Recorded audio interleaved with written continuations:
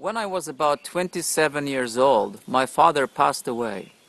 And I really missed him at the time. I wanted to see him. And a couple of days after his passing away, I had a dream. In that dream, I saw my father in some kind of a building. And I looked at him, but he looked a little bit different than my father. So I said, "I think you are not my dad. You look different." And at that point, my father, or that being, changed into a radiant angel. The wings grew and there was a glow all around, the energy glow all around this angel. And the angel said, "You wanted to see your father because you were missing him so much. So I took his shape to show your father's image to you, to console you. But actually, I'm not your dad. Your father can't come and see you because he's a little boy playing on this seashore with seashells." So that was very interesting to me, and of course very consoling to hear that. And from then on, I started to believe in reincarnation, and I started to feel that my father is doing well, so I didn't need to miss him to see him again.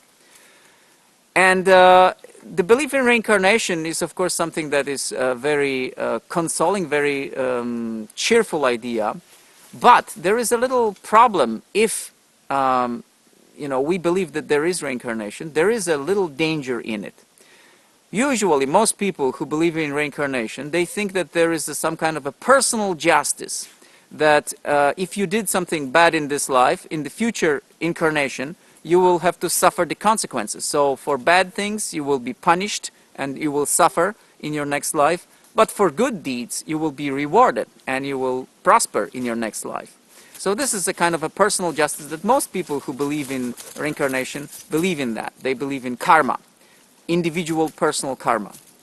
Recently, it occurred to me that there may be a surprise in it for us, that we might be actually not judged individually for our deeds, but judged globally or holistically for our deeds. It could be that there is a holistic karma, holistic justice.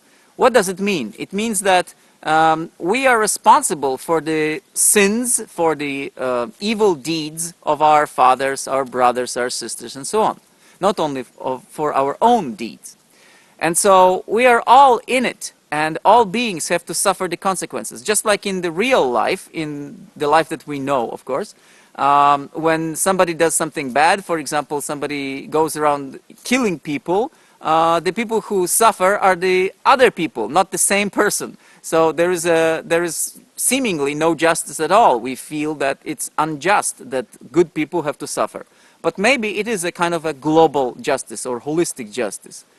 So if you are born in the afterlife as a result of a lottery, and I imagine the lottery as a tunnel through which your soul, your spirit, falls in like a ball. So if you go to a casino and you have those machines there, there are some balls that are falling, and of course they can go different ways, and they fall this way or that way through some tunnels. If you have that kind of a system for afterlife and your spirit falls in through the tunnel, and sometimes it is born luckily in a developed society, in a developed country, to very good parents, and so you are very happy and very lucky. But more likely you can be born because just a very small percentage of people is happy and doing well and in prosperous country and in a very good family, born in a good family. So it's a small percentage of people, but many people are born in undeveloped countries or in very poor countries, in war-torn countries, and so many beings are born to non-human living beings, right? So you could be born as a baby of a pig, you could be born as a baby of a cow, and of course you could be born in Africa somewhere, in a war-torn country or a place where there's hunger. And if you are born in those places, of course your circumstances are very, very severe.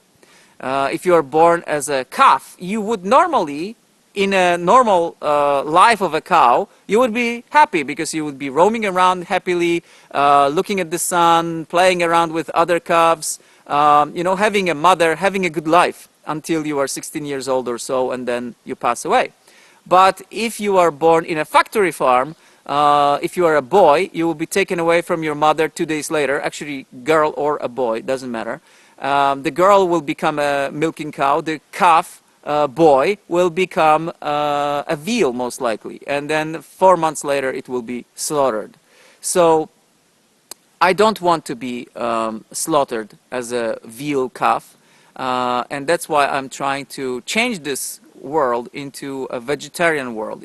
I want to change people's attitude towards animals so that they can treat animals better, so that our chances of being born, if my theory about lottery afterlife is real, if it's true, that our chances of being born luckily would be better. And so I hope you can join me in this quest, because we don't know what's afterlife, but if it is so that there is a lottery and that there is a global justice, we might be much better off if we treat animals well. And of course, if we treat animals well, we will also be better off in our human societies and our human relations. Because if we cannot hurt animals, we will of course support human beings, other human beings, and we will try to make their circumstances better in countries stricken by poverty, or in our more developed countries where there are other problems, social problems, and problems of how to deal with children properly, etc. So this would be a win-win situation. If we become a compassionate society, compassionate people, we will be compassionate to everyone. Let's work on that. Many people have children, and their children get children. So many people worry about the future generations, and they try to make sure that the future generations have good circumstances. So they want to change the world. They want to make it a better place. But if you think just only about yourself, when you go for a vacation, when you are thinking about a vacation, you are planning it. You are thinking where there is a good, nice beach or nice mountain or some architectural treasure to see. You don't want to go to a place which is boring and which has nothing to offer, which has bad weather, etc. So you are thinking about your vacation. How about the afterlife? Shouldn't we think about that? If there is reincarnation, shouldn't we think about the best quality that we can be born in, the best quality of life that we can have, the best family that we can be born in, the best social values that we can be surrounded by when we are born again? Of course we should. And what can you do about that? You can only try to change this world. You can only do your best, and one of the ways to do it is to promote compassion through vegetarianism.